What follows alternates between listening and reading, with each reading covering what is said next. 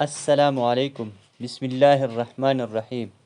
رسول اکرم صلی اللہ علیہ وسلم جب دنیا میں تشریف نہیں لائے تھے، عورت کی کیا کیفیت تھی، مزدوروں کی کیا حالت تھی، کسان کی کیا حالت تھی۔ عورت کو وراثت کا کوئی حصہ نہیں ملتا تھا۔ عورت کی مخصوص ایام میں وہ گھر میں نہیں رہ سکتی تھی۔ عورت کو لوگ جنگل میں باندھ دیتے تھے۔ عرب کے اندر رواج تھا کہ بچی پیدا ہوتی اس کو زندہ دفن کر دیا جاتا تھا، اور قیصر و کسریٰ کے اندر رواج تھا کہ لڑکی جوان ہوتی اسی بری خواہشات کا نشانہ بنایا جاتا۔ ایسے وقت میں کہ عورت بازار کی جنس رہ گئی تھی، ایسے وقت میں جب بچی پیدا ہوتی ہو اسے دفن کر دیا جاتا ہو، ایسے وقت میں جب عورت کو وراثت کا کوئی قانون نہ ملتا ہو، عورت کی کوئی حیثیت متعین نہیں۔ عورت ایک استعمال شدہ کپڑے کی چیز تھی۔ عورت جنسی خواہشات کی علامت تھی۔ عورت خواہشات نفسانی کا ایک مرکز پانی کر رہ گئی تھی، اور عورت کو صرف دنیاوی ہوس اور پوری کرنے کے لیے استعمال کیا جاتا تھا۔ آج ساری دنیا کہتی ہے کہ اسلام نے عورت کو اندر بند کر کے رکھ دیا ہے۔ میرے بہن بھائیوں، آؤ میں تمہیں 14 صدیوں پہلے بلکہ 14 صدیوں سے بھی پہلے قیصر و کسریٰ کی کیفیت بتانا چاہتا ہوں کہ عورت کو بازار میں کھڑا کر کے اس کی بولیاں لگتی تھی۔ اس کی حسن کو لوگ دیکھ کر بری خواہشات کا نشانہ بنانا چاہتے تھے، اور بچی پیدا ہوتی تو عرب میں اس کو زندہ دفن کر دیا جاتا تھا۔ اندھیرا ہی اندھیرا تھا، عورت کے لیے کوئی زندگی نہیں تھی، عورت کے لیے کوئی آسرا نہ تھا، عورت کے لیے کوئی امید کی کرن نہ تھی، عورت کے سامنے کوئی روشنی نہ تھی۔ میرے بھائیوں اور بہنوں، ایسے وقت میں دنیا کے سب سے بڑے سردار رسول اکرم صلی اللہ علیہ وآلہ وسلم دنیا میں تشریف لائے، اور میرے نبی صلی اللہ علیہ وسلم نے فرمایا، اور دنیا کے لوگوں، عورت کو عام سمجھنے والوں، عورت کی 4 حیثیتیں ہیں۔ عورت اگر تیری بیٹی ہے تو تیری عزت ہے، عورت اگر تیری بہن ہے تو تب بھی تیری آبرو ہے، عورت اگر تیری بیوی ہے تو اس کا خرچہ تیرے ذمہ واجب ہے، اور عورت اگر ماں ہے تو اس کے قدموں کے نیچے جنت ہے۔ وہ جنت جس جنت کی تلاش میں ساری کائنات ماری ماری پھرتی ہے، اسی سال کی عبادت بزرگ کرتا ہے کہ مجھے جنت مل جائے، قطب عبادت کرتا ہے کہ مجھے جنت مل جائے، ابدال عبادت کرتا ہے کہ مجھے جنت مل جائے، لیکن 1400 سال پہلے اسی جنت کو ماں کے قدموں کے نیچے میرے نبی صلی اللہ علیہ وسلم قرار دے چکے ہیں کہ جو عورت خواہشات نفسانی کی چیز تھی، اسی عورت کے قدموں کے نیچے جنت بنانے والے وہ میری پیاری نبی ہے، جو عورت کے لیے بے رحمت کا پیغمبر بن کر آئے۔ میرے بھائیوں اور بہنوں، عربوں میں رواج تھا کہ بچیوں کو زندہ دفن کر دیا جاتا تھا۔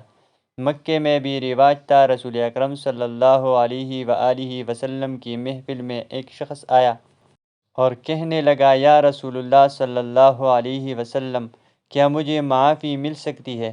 رسول اکرم صلی اللہ علیہ وسلم نے فرمایا، تو نے کیا کیا؟ اس نے کہا، میرا بہت بڑا گناہ ہے، انسانوں سے بھی بڑا گناہ، زمینوں سے بھی بڑا گناہ، اتنا بڑا گناہ میں نے کیا کہ مجھے معافی مل سکتی ہے؟ رسول اکرم صلی اللہ علیہ وسلم نے فرمایا، تو نے زنا کیا ہے؟ اس نے کہا، زنا سے بھی بڑا گناہ۔ رسول اکرم صلی اللہ علیہ وسلم نے فرمایا، تو نے شراب پی ہے؟ اس نے کہا، شراب سے بھی بڑا گناہ۔ آپ صلی اللہ علیہ وسلم نے فرمایا، تو نے جو جوا کھیلا؟ اس نے کہا، جوئے سے بھی بڑا گناہ۔ آپ صلی اللہ علیہ وسلم نے فرمایا، کون سا ایسا گناہ ہے جو آسمانوں سے بھی بڑا ہے، زمین سے بھی بڑا، کائنات سے بھی بڑا ہے؟ تو اس نے کہا، اے اللہ کے رسول، میں ابو جہل کا پیروکار تھا، میں ابو جہل کا ماننے والا تھا۔ میرے علاقے میں بھی ابو جہل کا یہ دستور تھا کہ بچی پیدا ہو جاتی تو اسے زندہ دفن کر دیا جاتا۔ میرے گھر میں کوئی اولاد نہ تھی، 14 سال بیت گئی، 14 سال کے بعد ایک بچی پیدا ہوئی تو میری بیوی نے کہا، یہ پہلی اولاد ہے، ہم اس کو زندہ دفن نہیں کریں گے، حالانکہ حکومت کا اعلان تھا، ابو جہل کا اعلان تھا کہ بچی کو دفن کر دیا جائے، کہیں بڑی ہو کر اس کو کوئی لینے نہ آ جائے، کوئی ہمارا داماد نہ بن جائے، کوئی ہماری ناک کاٹنے والا نہ آ جائے۔ تو میں نے فیصلہ کیا کہ بچی کو زندہ دفن نہیں کریں گے۔ 2 سال بیت گئے، 3 سال، 4 سال، بچی بھاگنے لگی۔ بچی ہمیں بہت پیاری لگتی تھی۔ جب میں گھر جاتا تو بچی میرے سینے سے چمٹ جاتی تھی، میری ساری تھکاوٹ دور ہو جاتی تھی۔ میرے مسلمان بھائیوں اور بہنوں، جن کے گھروں میں بچیاں ہوتی ہیں ان کو پتہ ہے کہ باپ کی بیٹیوں سے کتنی محبت ہوتی ہے اور بیٹیوں کو باپ سے کتنا پیار ہوتا ہے۔ یہ 4-5 سال کی بچی روزانہ باپ کی سینے سے چمٹ جاتی ہے، لیکن ایک دن وہ کہتا ہے، مکہ کے چوک پر ابو جہل نے میرا گریبان پکڑ لیا۔ اس نے کہا، تیرے گھر میں بچی ہے اور تو اس کو دفن نہیں کرتا، آج ہی میرے کارندے آئیں گے اور اس کو دفن کر دے گی۔ میں نے وعدہ کر لیا کہ میری کل کو کہیں ناک نہ کٹ جائے۔ میں گھر آیا، میں نے نیت کر لی، ارادہ کر لیا کہ آج ہی بچی کو زندہ دفن کر ڈالوں گا، آج ہی اس کو تحقیق کر دوں گا، آج میں اسے اپنی آنکھوں سے جدا کر دوں گا۔ میں نے فیصلہ کر لیا، میں نے اس کی ماں کو نہیں بتایا، صرف یہ کہا اس کو تیار کر دے، اس کو اس کے ماموں کے پاس لے جاؤں گا، اس کو وہاں چھوڑ آؤں گا، کہیں ابو جہل کے جلاد آ کر اس کو ذبح نہ کر ڈالے۔ اس کی ماں نے تیار کر دیا، اس کو دوپٹہ پہنایا، اس کے کپڑے بدلے، اس کو غسل کرایا، اس کی آنکھوں میں سرما لگایا۔ میں جب چلنے لگا تو اس کو میں نے اپنے ہاتھوں میں اٹھایا اور سینے پر رکھا، اٹھا کر لے جانے لگا۔ ایک کدال جو دروازے کے پاس تھی وہ بھی میں نے اٹھائی، اس کی ماں کو پتہ نہ چلا۔ وہ سمجھتی رہی کہ میرے بھائی کے پاس یعنی اس کے ماموں کے پاس لے جا رہا ہے، لیکن کہتا ہے میرے دل میں برائی تھی۔ میں بچی کو اٹھا کر جنگل میں لے گیا، پہاڑوں پر لے گیا۔ وہ بچی کہتی ہے، ابا جان، اس علاقے میں تو میرے ماموں کا گھر نہیں ہے۔ وہ پریشان ہو گئی، میں نے اس کی منہ پر تماچا مارا، وہ خاموش ہو گئی۔ پہاڑ کے دامن میں نے اس کی قبر کھودنا شروع کر دی۔ میں قبر کھودتا تھا، وہ بچی کہتی تھی، ابا جان کیا کرتے ہو؟ میں نے کہا، خاموش ہو جاؤ۔ وہ خاموش ہو گئی۔ جب میں قبر کھود رہا تھا، اس کو نہیں پتا یہ گڑھا میرے لیے کھودا جا رہا ہے۔ اس بچی نے دوپٹہ میں مٹی ڈالی اور میرے ساتھ گڑھا کھودنے میں مددگار ہو گئی۔ تھوڑی دیر بعد اس کو اٹھا کر جب میں نے اس گڑھے میں رکھا تو وہ بچی رو پڑی اور رو کر کہنے لگی، ابا جان، اگر اسی طرح مجھے زندہ دفن کرنا تھا، مجھے گھر میں بتا دیتے، میں اپنی ماں کو آخری سلام تو کر کے آ جاتی۔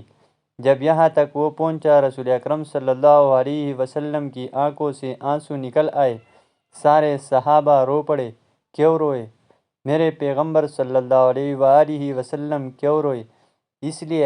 اس لیے کہ وما ارسلناک الا رحمۃ للعالمین، میرے پیغمبر صلی اللہ علیہ وسلم پیغامبر رحمت تھے۔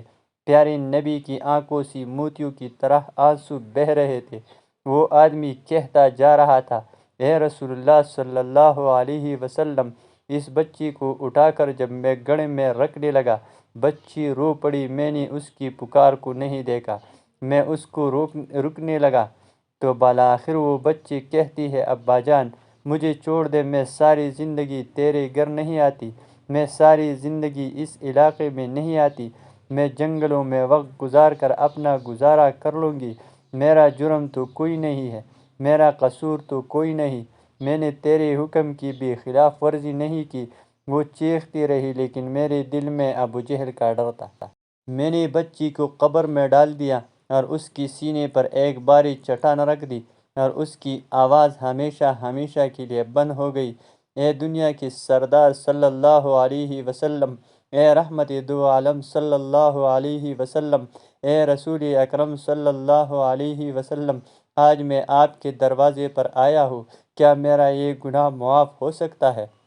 جس دن سے اس بچی کو میں نے گڑھے میں رکھا، اس دن کے بعد روزانہ خواب میں وہ بچی مجھے ملتی ہے اور میرے سامنے کہتی ہے، ابا جان، قیامت کا دن ہوگا، اللہ کی عدالت ہوگی، میرا ہاتھ ہوگا، تیرا گریبان ہوگا، اور میں کہوں گی، اے اللہ، کہ نبی صلی اللہ علیہ وسلم آج 40 دن ہو گئے مجھے نیند نہیں آتی، میں آپ کے دروازے پر آیا ہوں اس لیے کہ آپ رحمت دو عالم رحمت للعالمین ہو، اتنے بڑے گناہ کی مجھے معافی مل سکتی ہے۔ میرے بھائیوں، میرے رسول اکرم صلی اللہ علیہ وسلم اس کی باتیں سن کر رو رہے تھے، صحابہ رو رہے ہیں، رسول اکرم صلی اللہ علیہ وسلم کی آنکھوں سے موتیوں کی طرح آنسو جڑ رہے ہیں۔ میرے رسول اکرم صلی اللہ علیہ وآلہ وسلم نے فرمایا، او نوجوان، تو نے بڑا ظلم کیا، تو نے عرش ہلا دیا، تو نے زمین ہلا دی، تو نے پہاڑ ہلا دیے، تجھے ترس نہیں آیا؟ جب وہ بچی روتی تھی تو نے ہاتھ کیوں نہیں روکا؟ جب تو نے اسے قبر میں اتارا وہ رو رہی تھی، تو نے ہاتھ کیوں نہیں روکا؟ جب تو نے اس کی سینے پر پتھر رکھا تجھے ترس نہیں آیا؟ وہ معصوم جان تڑپتی رہی تو ظلم کرتا رہا، لیکن یاد رکھ میں رحمت للعالمین ہوں۔ اگر آج تو سچے دل سے توبہ کر کے میرے کلمہ پڑھے گا، میں اتنی بڑی رحمت لے کر آیا ہوں کہ وہ رحمت اس گناہ سے بھی بہت بڑے ہے، اس زیادتی سے بہت بڑی ہے۔ اتنی بڑی رحمت لایا ہوں کہ تو سچے دل سے کلمہ پڑھے گا تو میں اس گناہ پر معافی کی چادر پھیر دوں گا۔ اور یاد رکھ، آئندہ قیامت تک کے لیے میں اعلان کرتا ہوں کہ میری امت میں جو 2 بچوں کی تربیت کر کے، جو ان جوان کر کے ان کی اچھی طرح شادیاں کرے گا، میں محمد صلی اللہ علیہ وسلم اس کی جنت کا اعلان کرتا ہوں، اس لیے کہ میں عورت کے لیے، بچیوں کے لیے، دکھی بچیوں کے لیے جو بھی گور کفن قبروں میں اتار دی گئی، میں محمد صلی اللہ علیہ وسلم ان کے لیے بھی رحمت کا پیامبر بن کر آیا ہوں۔ وما ارسلناک الا رحمت للعالمین، کہ اے نبی ہم نے تمہیں تمام جہانوں کے لیے رحمت بنا کر بھیجا۔ خصوصیات مصطفیٰ جلد 4 صفحہ نمبر 115۔ اب ذرا یہ واقعہ بھی سنیے اور سبق حاصل کرے کہ اولاد کی تربیت کیسی کی جاتی ہے۔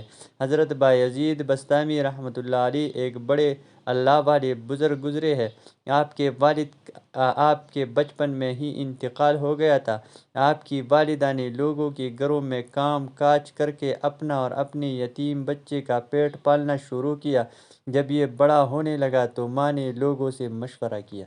انہوں نے بتایا کہ ایک بہت بڑا مدرسہ ہے، وہاں ایک بڑے شیخ ہے، وہاں جو بچے پڑھتے ہیں وہ اللہ کے ولی بن جاتے ہیں۔ ہمارا مشورہ یہ ہے کہ تم اپنے بچے کو وہاں داخل کرا دو۔